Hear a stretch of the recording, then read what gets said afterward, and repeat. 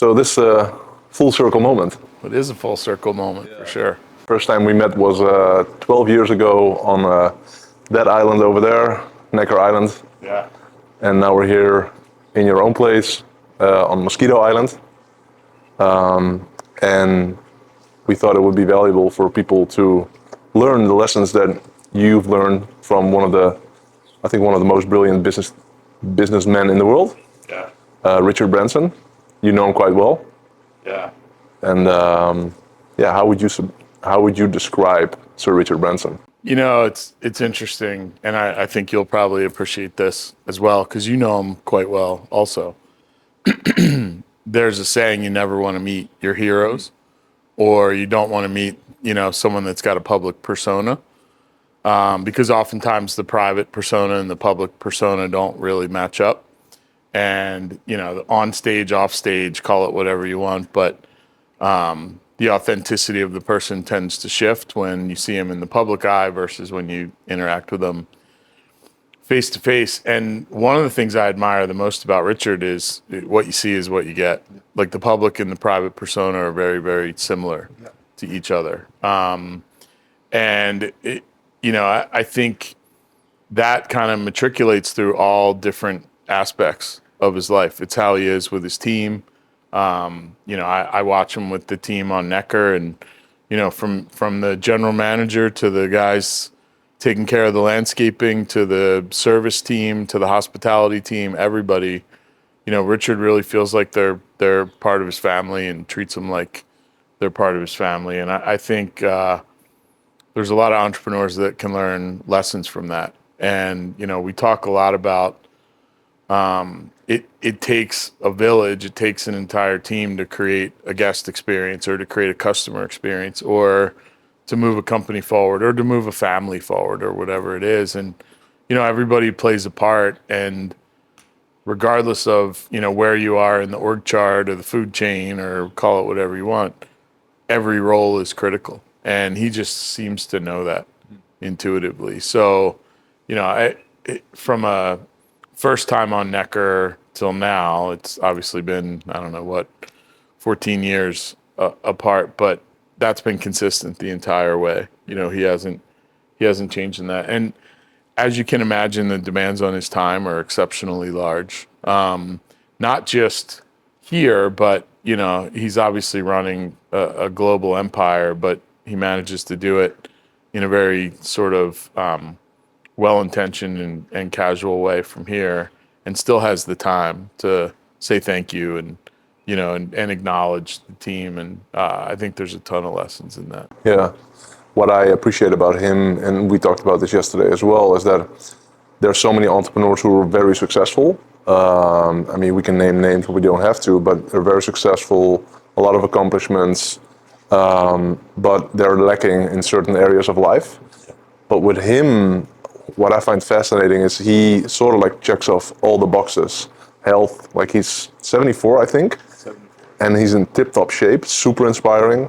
Well, financially, like obviously very successful. Business-wise, owns I don't know how many companies. Culture-wise, really cracked the code. Purpose, impact, lifestyle, fun, family, like all those very important boxes. He can check them off in a very good way, and that's why he's one of my role models when it comes to entrepreneurs or maybe even human beings. Yeah. So super inspiring to learn from him. But what's interesting there when you say that? Yes, incredible lessons to be had, but he's a beginner's-minded learner. Like he feels like he can learn from anyone around him, regardless of how they, crossed his path or whatever. And he has a level, I feel like I'm a wildly curious person. Like I'm fascinated by how things work. I'm fascinated by obviously business and personal things as well. But I've probably never met another human being with the level of curiosity that Richard has. And, I have there was a funny moment with him, and I've had the opportunity to interview him on stage in front of, in one case, 7,000 people, and in other cases on Zoom and some other things. And I always ask this one question. You may have been there. Were you at the Were you at the Necker gathering with the goddesses? Yes. Okay. So, so we had a Necker gathering, and part of the process was for one day, a larger group of guests from off island were able to come on island.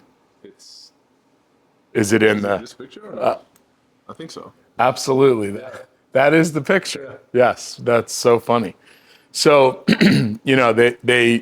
they kind of came on island for one day, and we did a brainstorming session like we always do. Richard sat in. It was for Virgin Unite, to try and help Virgin Unite drive the business forward. And I've watched this play out, thousands of times where, and I think it's one of the challenges of if you have some level of business celebrity or regular status celebrity, people feel like they get a minute or two with you and they want to really they lean in and try really hard to say something of meaning or be impressive. And there was a lot of energy kind of being expended by this group that, they were there for a short period of time, and people were trying to ask questions to, look smart or feel smart or have a moment.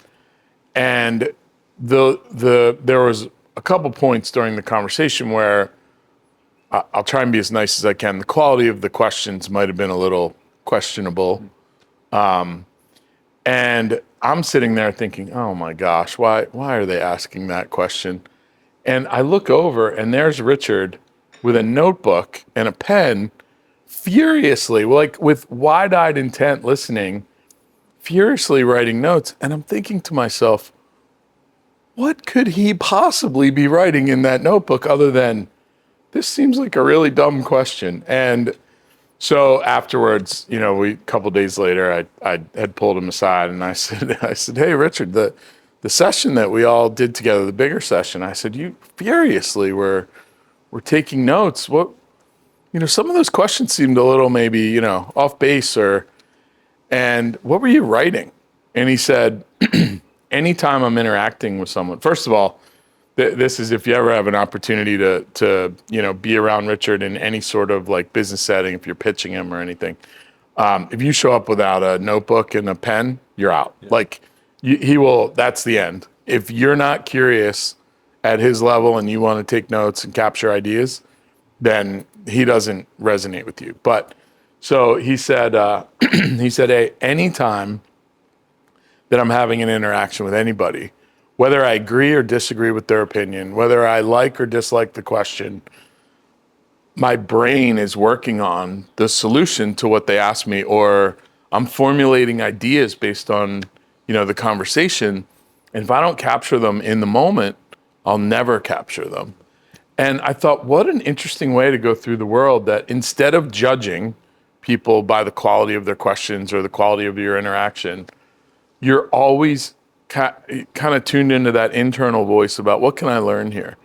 And if you feel like you can learn from every single situation, then you're a true lifelong learner. And I actually considered myself up until that point, again, wildly curious and a lifelong learner. That's a level that I almost couldn't comprehend. And now I've adopted some of those habits. So instead of judging someone based on the quality of a question or the quality of the interaction, I try and think, okay, what can I learn from this situation? Or I totally disagree with that, but I disagree with it because of these three reasons. And what can I learn from those three reasons? And that 100% came from watching him in that setting, and just, he's curious about everything. And another kind of interesting thing, he's an entrepreneur's entrepreneur, right? Risk to him is thought about and comprehended at a level that most of us can't actually think about and comprehend. But he feels like if you're an entrepreneur, you're his peer. And you might be running a $8 million company and he's running an $8 billion company. But if you've both chosen entrepreneurship as your lifestyle and as your career, that you're his peer. And I really admire, he doesn't see scale in people. He doesn't see, we have a lot of neighbors on Moskito that have massive amounts of success. And, Richard obviously resonates with this crowd, but he also would resonate if they had 1/100th the level of success that they all had. It wouldn't change his opinion literally one iota about an entrepreneur is an entrepreneur. And again, I think there's an incredible lesson in that. So yeah, really fascinating to watch.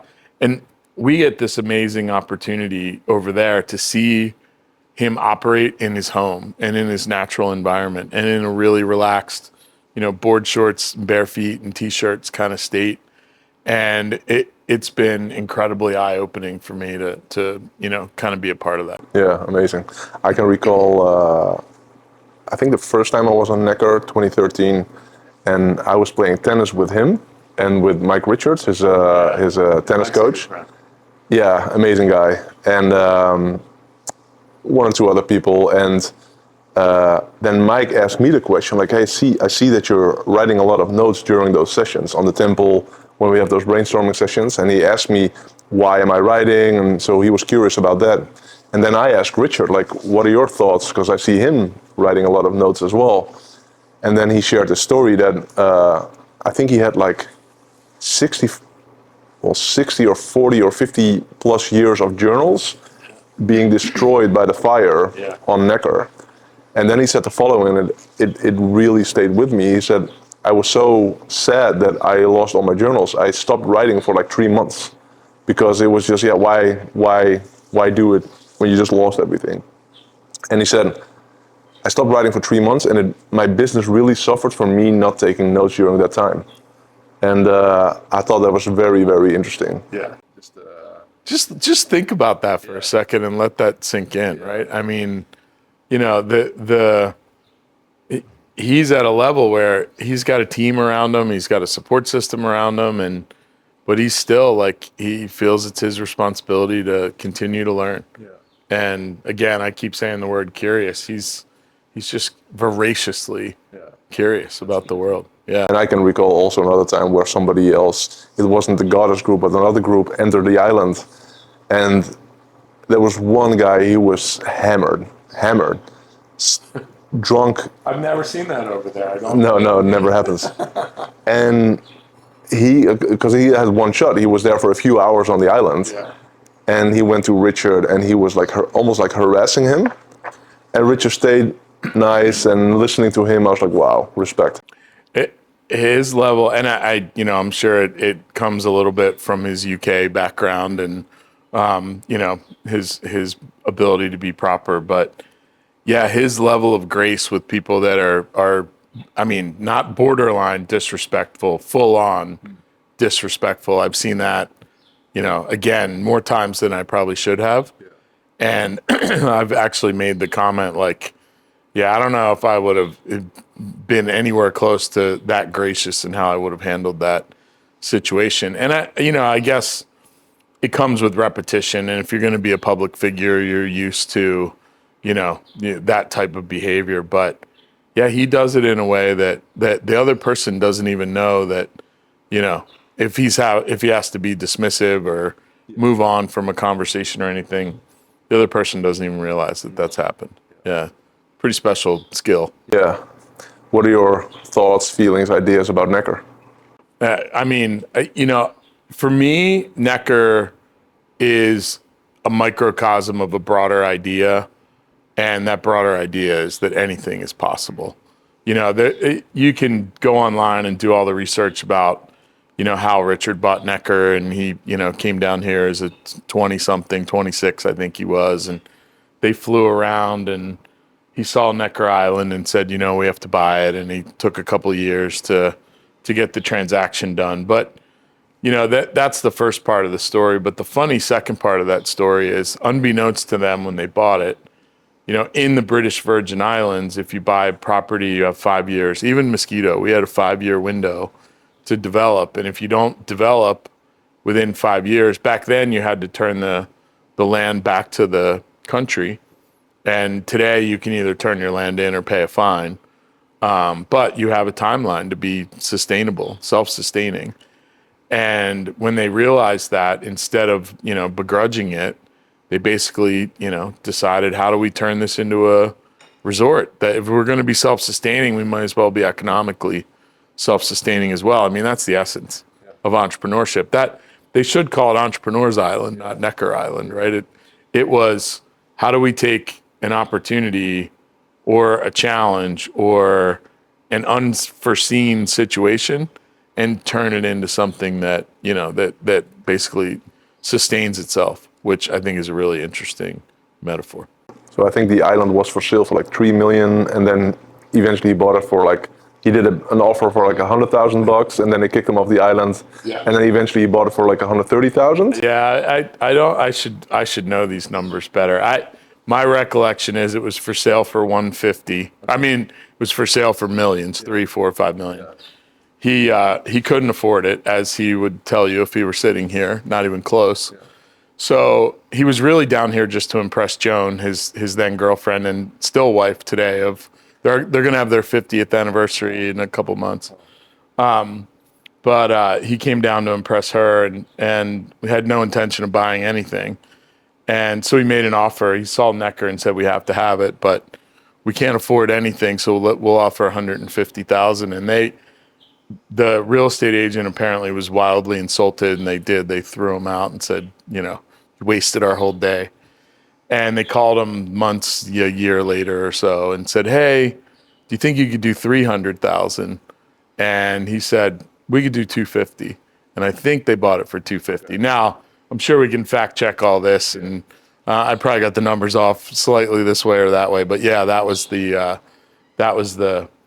deal. And, you know, again, in his words, they really couldn't afford it at the time, but something in him said, you know, we have to have it. And what's fascinating to me about Necker and that whole like origin story, but even like furthering from there, look at all the opportunity that's been created in his life. Look at all the relationships. Like, he made that the epicenter of his world. It wasn't just a vacation home that they owned in some far-flung place.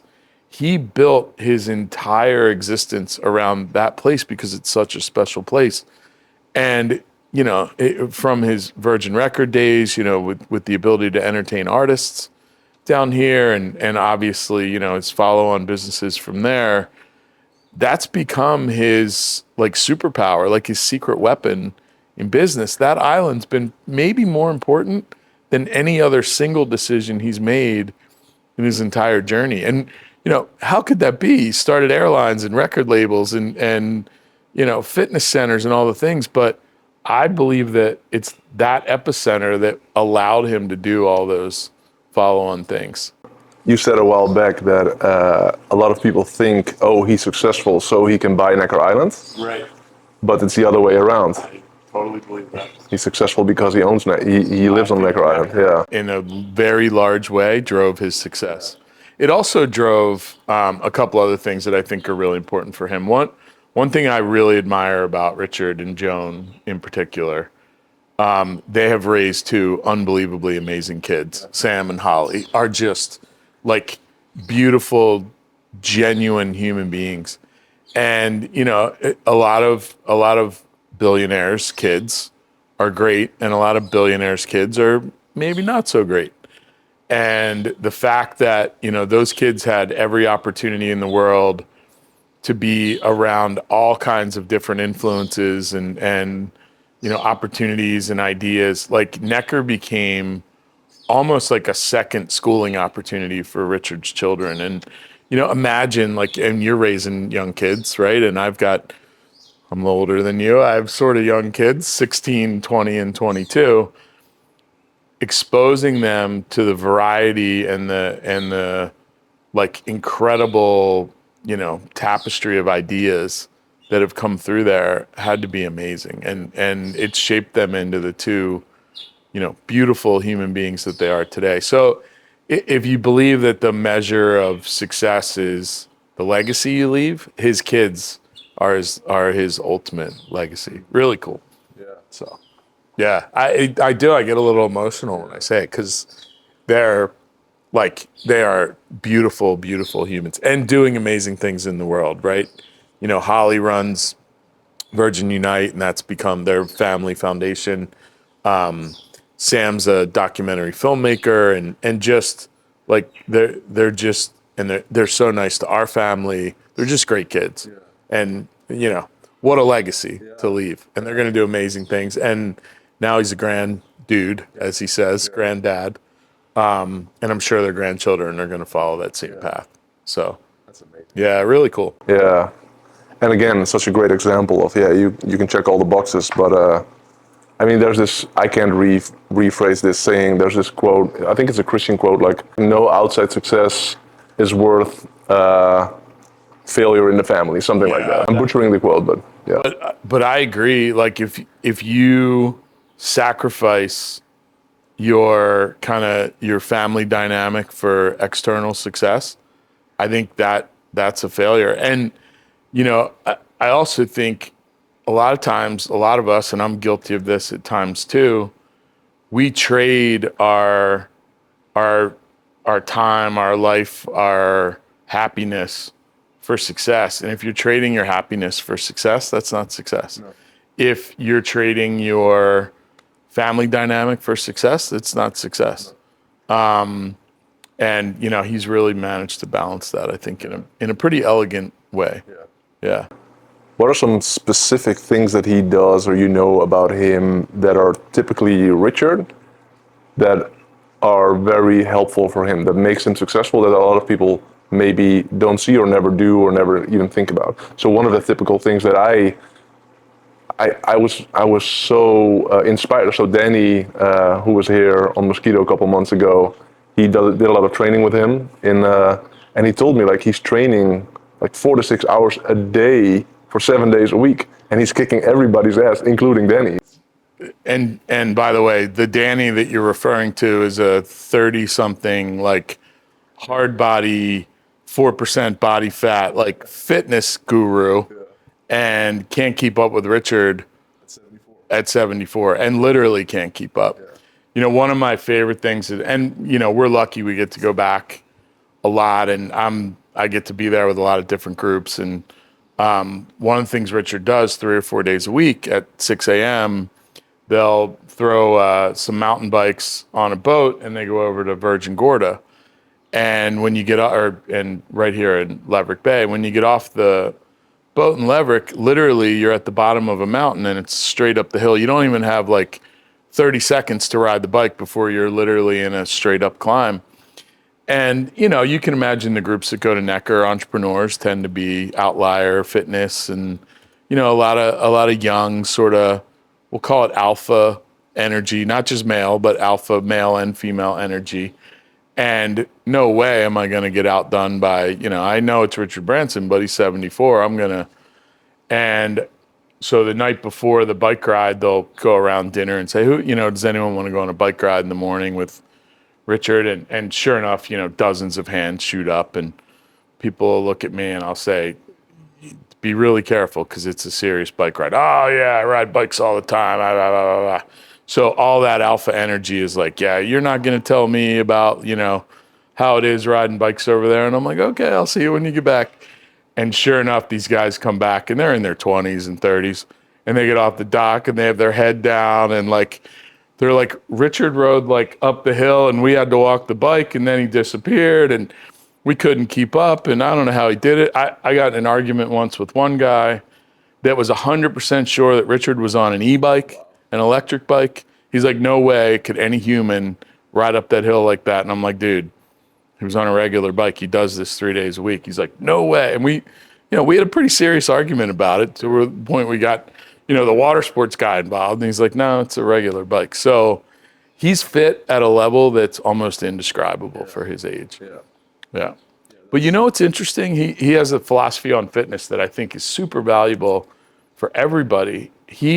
Now he lifts weights because he really he knows strength training is really important. But prior to his really getting into lifting weights, his philosophy on fitness and exercise is just do a bunch of stuff that you love. Yeah. If you love to swim, swim a bunch. If you love to ride a bike, ride your bike a bunch. To play tennis, he's probably on the tennis court every day of the week, 3 hours a day, 2-3 hours a day.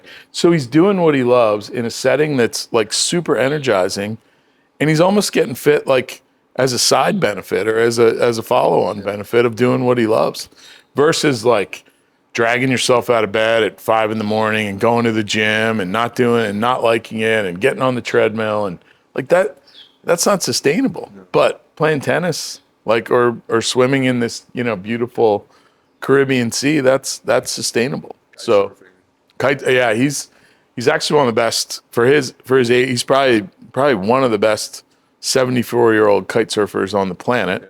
I think he has 4 Guinness World Records for kite surfing. He's an exceptional kite surfer. Yeah. My daughter's actually a kite surf instructor. She's going to start over on Necker shortly. So I'll have some more fun stories to hear about Richard's kiting adventures because she'll be kiting with him. Many. I asked the question, I gave the answer. So what are like the quirks that you see with him that he's different compared to other people that makes him successful? Yeah. So one of the things for him, he's taken a lot of the mundane decision making out of his life. Like most of us, like he's built an environment that obviously people come and spend time in, but it's where he spends most of his time, more than 30 or 40 weeks a year. But he doesn't have to think about what's for breakfast. He doesn't have to think about what are we doing for dinner. Like he doesn't have to grocery shop. He doesn't like he sort of lives in a world that really supports his energy and sustains him so that he can focus all of that energy on the things he wants to accomplish in the world. And it's fascinating to think how much time we spend as humans just in the humaning part of things. And listen, I know there's socioeconomics involved in that and other things, but the more we take the mental space, the more we take the mundane out of our headspace, the more we're freed up to be in our higher vibration creative state, our higher vibration kind of curiosity state. So that's a quirk. The very first year I was on Necker, it was 2011, and I ended up there almost by accident. 5 weeks before, I didn't even know I was going. I didn't know anyone on the trip that I was on, and I was in awe, right? I mean, and not starstruck. Richard actually is kind of like background noise on Necker. It's a really cool, energetic place in general, but I was having this amazing week, and it was like the second or third day, and it was the afternoon, and it was 2011, so I had one of the old iPhones, the little old iPhone. I think it was a 4, and I'm texting some friends of mine like, I can't believe this. This is amazing. And I didn't realize, but we were kind of in proximity to each other, and he sort of like appeared as if from nowhere, and he said, John, we don't work on Necker Island after 1 o'clock. He said, put your phone away and just look around at all this beauty and be present to these amazing people and all the beauty. And I thought, I'm not working, I'm texting my friend. I didn't even say it. I'm like, but he was right. Like I was so trying to capture the moment and share it, and I was not present. And I'm thinking, you don't work after 1 o'clock, you're running like 100 companies, and but he's structured it in a way that, and his philosophy, and I've talked to him about this a ton, put really smart people, find an industry that doesn't serve customers very well in general. Airlines, great example. Cruise ships, probably a great example. Hotels, like find an industry that struggles to serve customers. Figure out how to serve those customers at a way that makes them absolutely amazed. Do it at a price that allows you to do that, so make sure you have good margin. And then put really, really smart people in place to run those businesses so they don't have to lean on you for the ideas and stuff. And he's been incredible at finding brilliant leaders to run these businesses. And then he can drop in and share some ideas and some strategies. And I can tell you, sometimes that's hard on those leaders. Like, hey, I know it's impossible, but we should try it doing this way. And they're like, Richard, that's impossible. He's like, I know, but you'll figure it out. So, but he then entrusts those leaders to carry out the vision. And he doesn't micromanage. He doesn't swoop in and say, I told you to do it this way. Why did you do it that way? They focus on the customer experience and the outcomes, and he just lets amazing people run with that. So he is able to work amazingly. Now he's an early riser. He'll get up, put his headphones in, calls his PA Helen, who's become a really good friend of mine as well. And Helen will read him his emails. He'll dictate some responses as he walks around. So he's worked his exercise routine into his work schedule. He said he thinks better as he walks and talks versus sitting at a desk, which I think is another, like, put a pin in that lesson for sure. And then, they'll do that for an hour or two. Then he plays some tennis. Then he has breakfast. Doesn't have to think about what he's going to have for breakfast because there it is. And then maybe some calls and maybe back to work.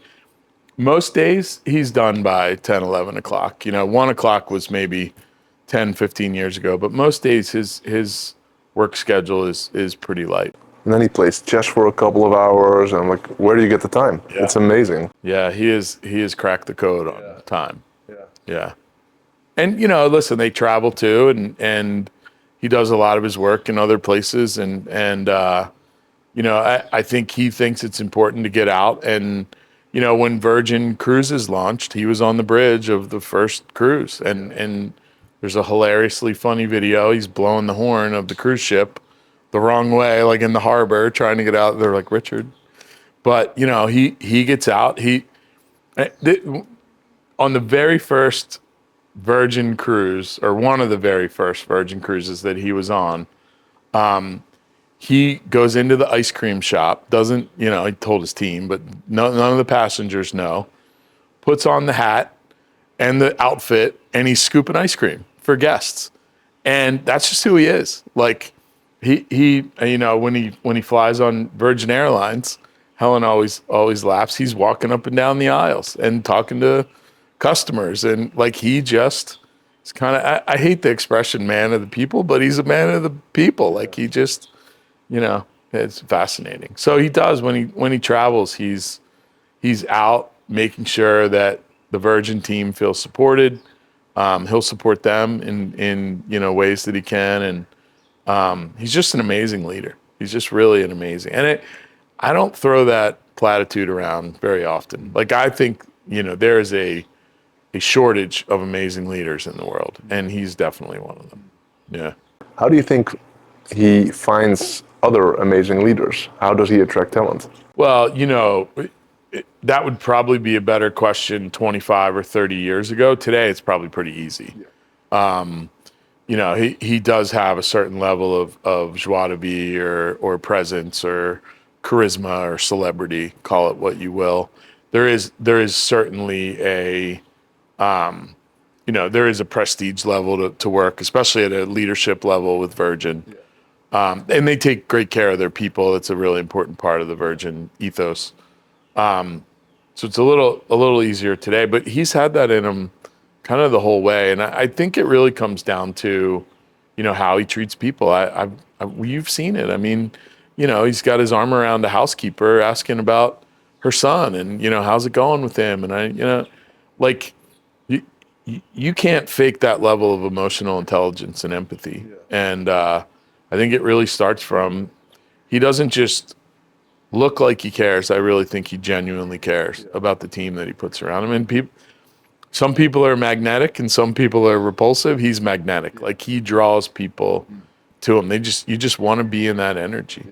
And not because of the celebrity. That's like, that's what always gets misconstrued. And I don't even talk much about the fact that I know Richard, because the questions always invariably go to like the celebrity side.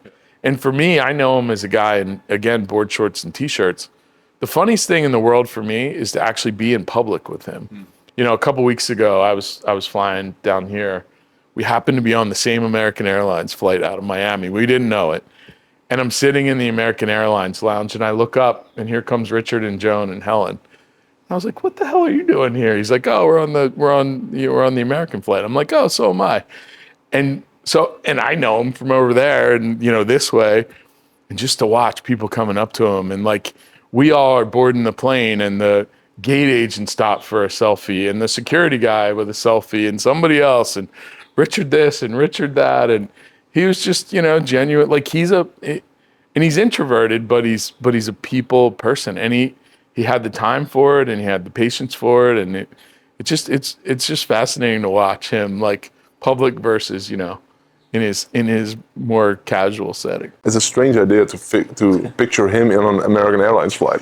Eelco, you from your lips to God's ears on that one. I literally was like, what? Yeah, and then the funniest part, because it worked out. They were in row one, Helen, Richard, Joan, and Richard. So Richard's sitting by the window, and I'm in row two. So we boarded first, and so I watch people get on the plane, and they're like, do the double take, and everybody's thinking to themselves, what the hell is he doing on this flight? And I watch people walk by, and then we get here, and we go through the arrival, and then we're walking to the dock, and we ended up, our boats were coming at the same time. So I walked with Helen and Richard down to the dock, and I literally could overhear like little pockets of conversations on the way walking to the dock. They're like, yeah, do you believe he was on the, and we're literally like walking up behind them, and the wife's talking to the husband like, do you believe that Richard was on our flight? And literally I overhear it, and he's oblivious, and we just walk on by, and then they're like, he's right. Like, so it is pretty interesting to see, because we don't see that side here. Like yeah. Is it an environmental decision for him to don't fly private? Yeah, I think I think again, it's interesting. You and I had a conversation earlier today about spending and value and frugality and all those things. Yeah, I think when there's an opportunity and it's pretty straightforward, then yeah, it's important to him from a sustainability standpoint, from an economic standpoint, to be responsible that way. Second time I was in Necker, he brought me and Ivy to Moskito. Yeah. And this is 2014, and Moskito was a rock. There was no, the way it is right now, it wasn't back then. And so he toured us around the island, and we were walking, and I remember that we were walking and he saw a piece of plastic laying somewhere in the bushes. So he went in the bushes to grab the piece of plastic and carry it with him until he could get rid of it. And so yeah, that was interesting to see as well. Yeah, small things. And you can't teach that stuff, right? If he were sitting here, he would say, and I've heard him say it countless times, his parents, his mom and his dad, especially his mom, held him to a really high standard. He tells a famous story that, and I can tell it because he tells it all the time publicly. As a kid, he and his sisters, if they got out of line and they were rude to somebody else, or they didn't treat somebody else with respect, they had a mirror at the house, and they would have to stand and just look at themselves in the mirror for 5 or 10 minutes and think about how they made the other person feel when they treated them poorly. So yeah, I think a lot of his, a lot of what makes him special came from his mom especially, but he said to me once, he's like, yeah, my mom was tough. My dad, I could get away with some stuff, but my mom was really, really tough. Yeah. And we had a really funny moment where he had just come back from this crazy world tour, and both of his parents at this time had passed away, and he had taken some notes in his phone, and he's like, he hands me his phone, and he said, John, can you just read these notes in my phone from my trip? And I was like, sure. He goes, listen, my mom, if she read these notes, she would tell me, Richard, stop being too big for your britches. Stop trying to, show people you're bigger than you are. He goes, but my dad, he'd have been super proud of this, and my dad's not here. I want you to read it and tell me what you think, which was really kind of a special moment for me. And I'm reading and I'm like, you should be super proud. This is pretty incredible stuff. So, but his mom kept him really, really humble. Have you met her? No, I never got to meet Eve, which is super regret of mine. Yeah. Yeah. He tells so many funny stories about his mom. She used to drive him out into the countryside and give him, 25 pence and say, as a 6-year-old kid, and say, figure out how to find your way home. So I think she was an incredibly important part of his life. Yeah, I know she was. I don't think. What made you decide to get this place on Moskito? That must have been a big decision. Yeah, it was a big decision for sure. I just, there's such an energy over there, and I wanted more of that. Yeah. And, I wanted to be kind of part of the story down here. And it's not just Richard, it's the British Virgin Islands. There's we talk about kind of places take on the energy of people that have been there before. And you think about all the people that have been through here, and, Larry Page's island is right over there, one of the founders of Google, and Larry Ellison's spends a lot of time down here. And this area has just attracted, and I think in large part because he turned that crazy rock into something really special. But this area has, Nelson Mandela and Desmond Tutu and Mary Robinson and Jimmy Carter and the whole Elders Temple over there. Like, that energy just vibrates here in a way that's hard to explain. And not everyone understands it when I say it that way. And, energy, I don't know what you mean, but there is and you feel it. You've said it to me. Yeah.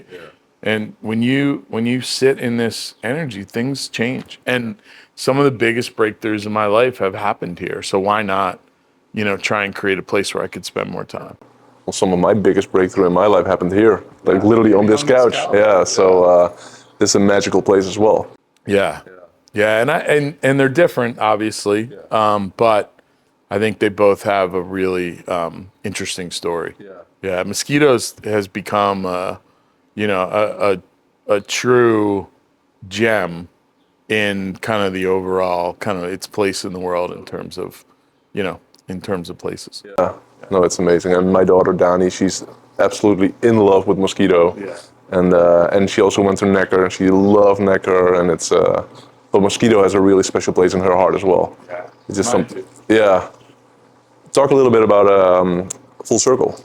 So Full Circle is essentially a mastermind to help bring entrepreneurs into this energy and share the experience with them. So we'll bring in 6 to 8 entrepreneurs at a time.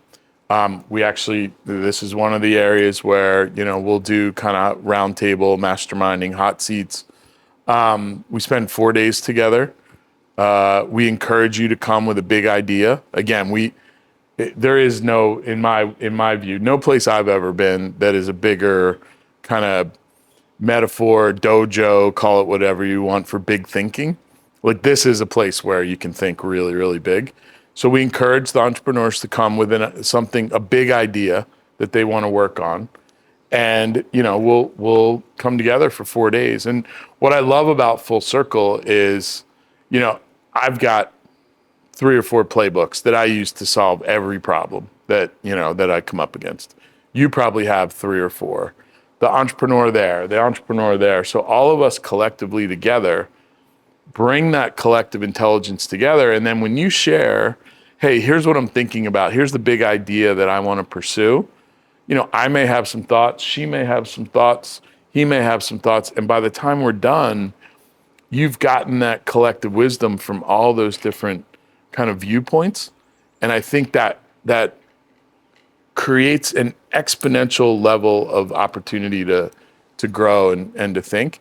And there's so much. I'm a huge believer in finding spaces where you're inspired, getting really quiet, and seeing what comes to you. So we allow for a lot of downtime during those 4 days, and we encourage the entrepreneurs to spend time by themselves, just thinking about what's next for them, whether that's more scale, contemplating their exit, exiting, post-exit, what's next, what's their legacy, whatever that is that they're, wherever they are, and that's why we call it Full Circle. So think about the entrepreneurial journey as a circle: start up, scale up, contemplate exit, post-exit, legacy.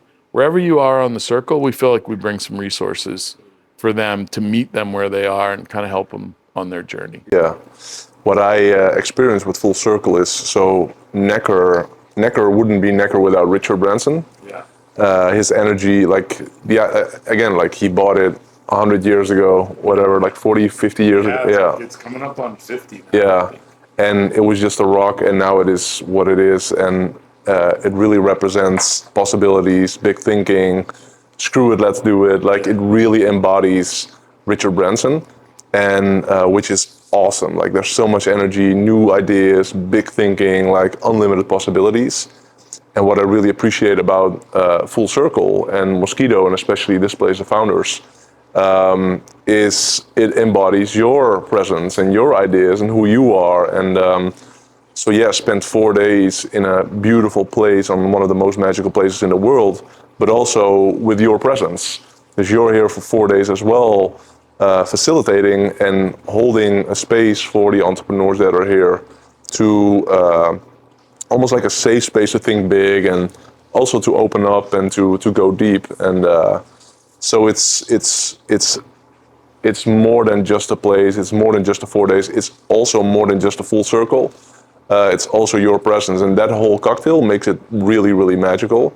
And I would highly recommend any entrepreneur who's able and willing to come over here and spend 4 days with you. It's just one of the best things you can ever do. Yeah, and that's incredibly kind of you to say that. I was really lucky early on.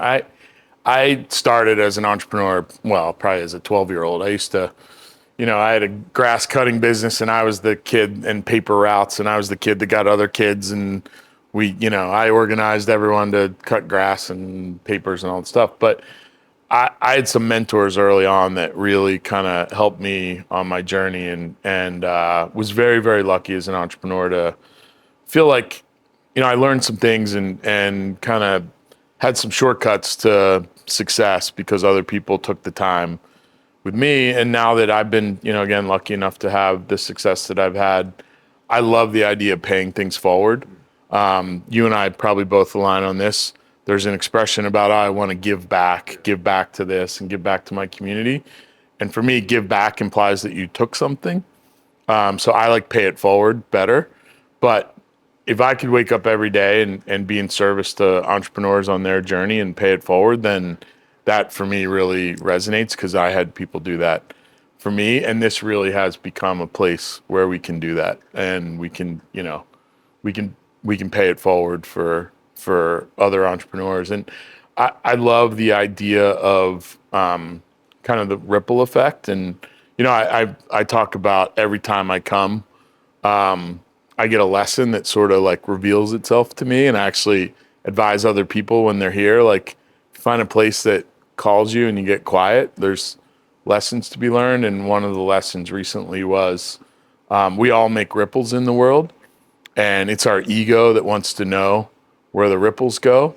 And as soon as you surrender your ego to the fact that it's not yours to know where your ripples that you create go, then it kind of changes your whole perspective. So for me, it's about, this is a place we can create ripples, and wherever they go, they go. Yeah. And they're infinite. Ripples are infinite. You never know. I have people that'll come up to me, and they met me 10 years ago, and I shared an idea. I don't even remember who they are, and they'll say, hey, I just want you to know that, like, that idea changed my life. And I which is obviously really gracious of them to share. But my ego used to want to know that. And now I've kind of surrendered that it's not mine to know. It's just mine to create. So I'd be curious from you. You've obviously spent a lot of time down here, and I've done a lot of the talking so far. But you shared a couple of the lessons that you've learned. I'd be interested in, can you find a moment where you got an idea or an insight or maybe just kind of a spark that changed your path? Oh my.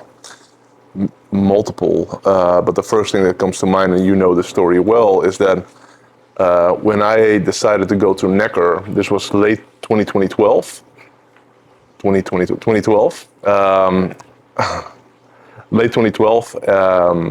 and my wife Daniela, the due date of Dani, my daughter, was January 23, and I sent Yannick an email like, hey, I would love to go to Necker.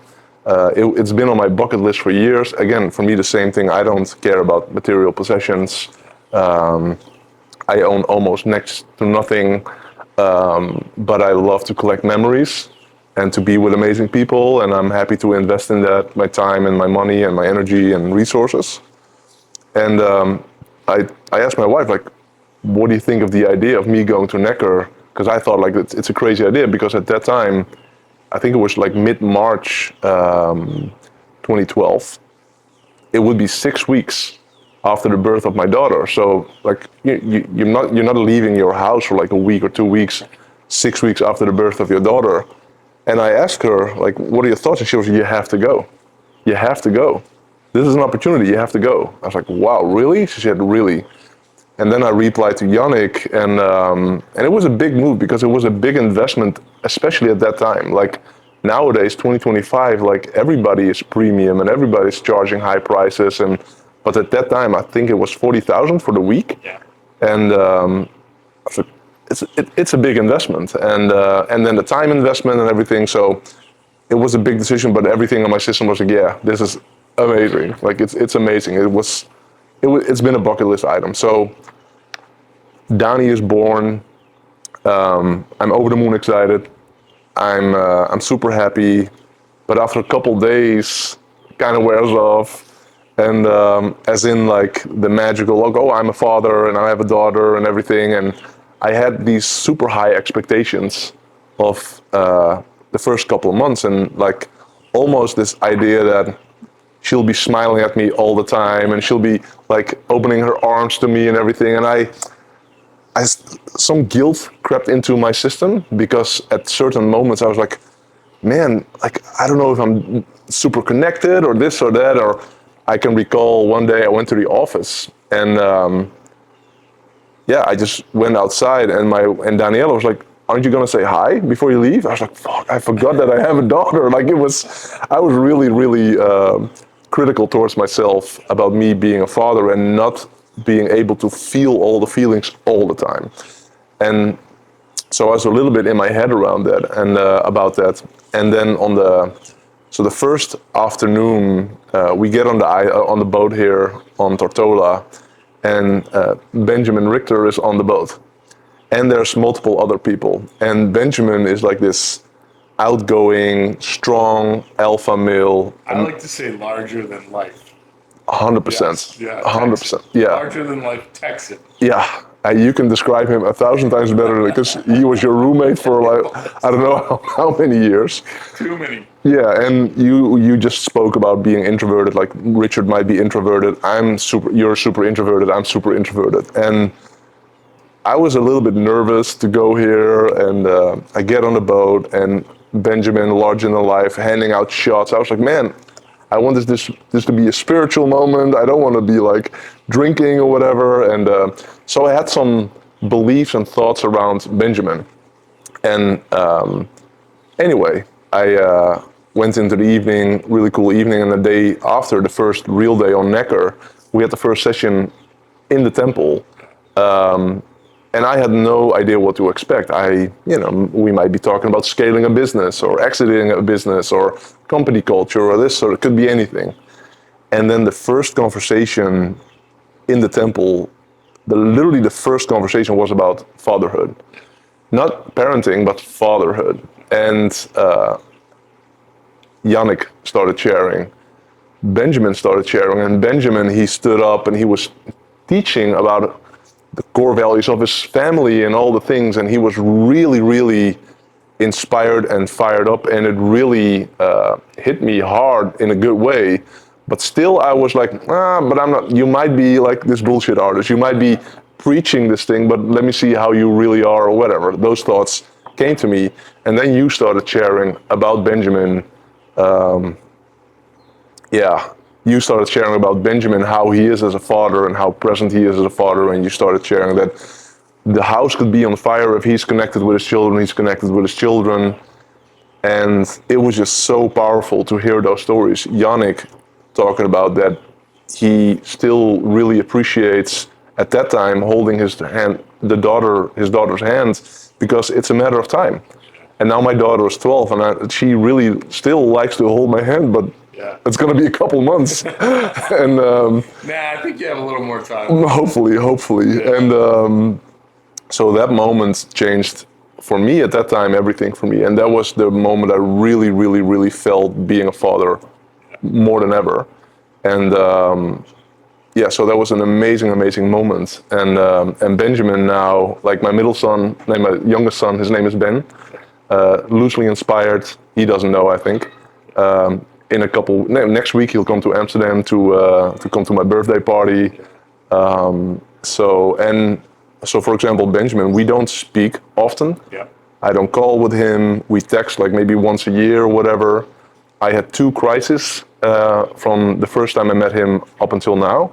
two moments of crisis, one in my company in 2014 and one on a personal level like 2 years ago. And I sent him a message like, hey, I could use some help. And he drops everything and he's there. Yeah. Like the second time, it was unbelievable. I asked him like, do you maybe have some time somewhere in the future, it could be 5 minutes, because I don't want to take up his time. He's like, yeah, tomorrow morning, 6 a.m. Mexico time, he was in Mexico. Let's get on a call. So he goes on a 6 a.m. call with me and talked through my crisis. And it's been very, very helpful. Yeah, and you know, in a totally kind of full circle way, that's one of the beauties of our time we've spent there. The collection of, we'll call them characters, but really, really like meaningful, purpose-driven, powerful people that have come through there, I think. And you never know, right?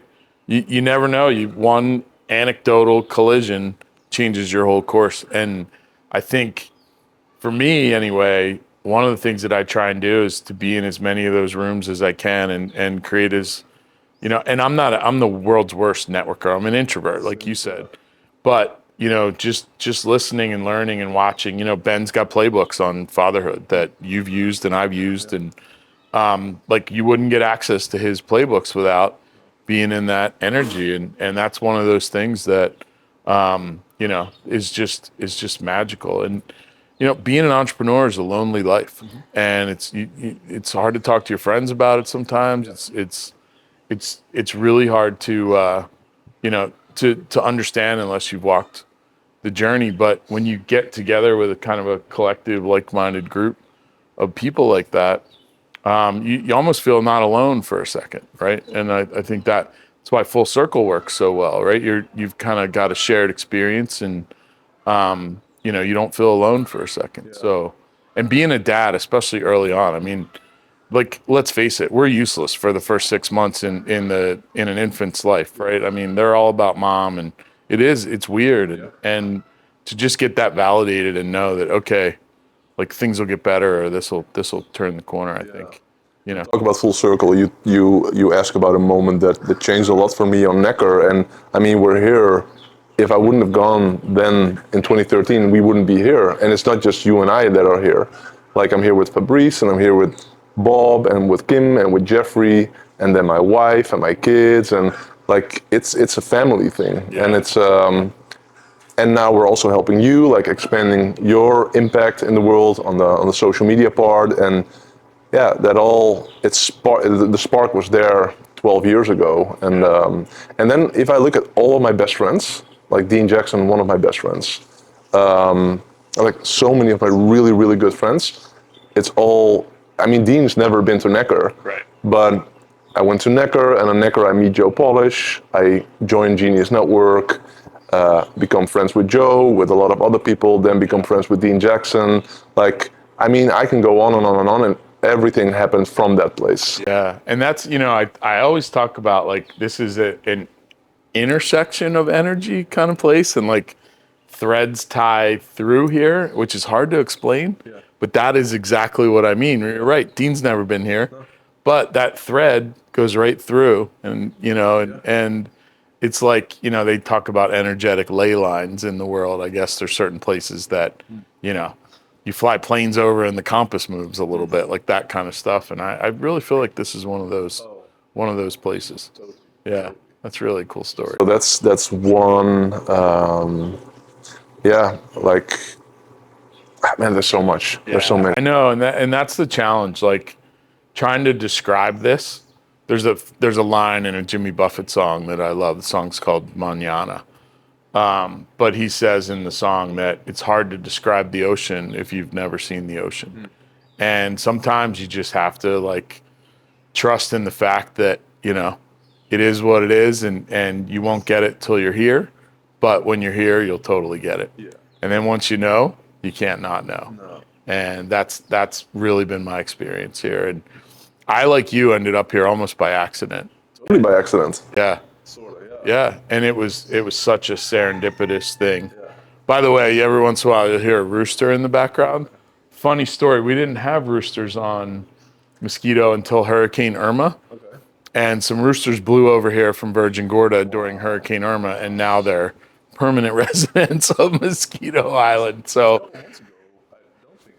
oh, they were here, yeah. But they used to just make noise in the morning, but I think one of the moms, the chicken moms, has had some babies, so they're a little bit more vocal these days. But yeah, there are. They didn't get here till 2017, as the story goes. And this place is half, legends and stories. I think that one's true, but yeah, I think they came over in Irma. Also, by the way, full circle event here, amazing. Somebody's watching and they're interested. I know, so I'm here also to help John with not as with his business because he's one of the most brilliant entrepreneurs ever, but he's not one of the best marketers ever. Maybe one of the worst. Getting better. Sorry. Words matter. I won't say one of the worst. I will say I'm a lifelong learner and I'm very curious. So here we are. And John is the last person that would ever do a sales pitch or sell something or whatever. But Full Circle is one of the most amazing things that you ever do. If you're interested, you can send a DM on Instagram. You can send it to John H. Radcliffe. We'll keep an eye on your Instagram DMs. So or you can send me an Instagram DM on my Instagram at Eelco de Boer, and we'll put it in the screen. If you're interested, just send a DM and we can follow up from there. I would highly recommend every entrepreneur, any entrepreneur, really do this. Yeah, it's funny. I'm a terrible self-promoter, and I'm really good at promoting other people. And when I had the call center company, we served customers in ways that other companies struggled to serve them, and we were really good at what we did. And I had no problem promoting that and promoting our team. There's just some weird thing about promoting me. But you said to me years ago, and you've said it to me, it's probably why we're sitting here right now. And I'll probably get it kind of wrong, but pretty close. You said, hey, you not being a self-promoter is doing a disservice to people that need to hear what you have to say. And now I've seen it with Full Circle, like to watch entrepreneurs come here as one person and leave totally transformed. It is kind of a disservice not to do it. And, I always, you worry about the economics and can they afford it and all those things. But I'm certain if someone comes and makes the investment that it will return itself exponentially to the point where if it didn't return itself exponentially, I would happily send the check back. Like we wouldn't even want the money if someone didn't come here and have a 10 or 100 or 1,000x experience versus what they invested. So I actually really appreciate you. It's taken 12 years. I'm a slow learner. Dan Sullivan, he loves slow learners with deep pockets. Yeah.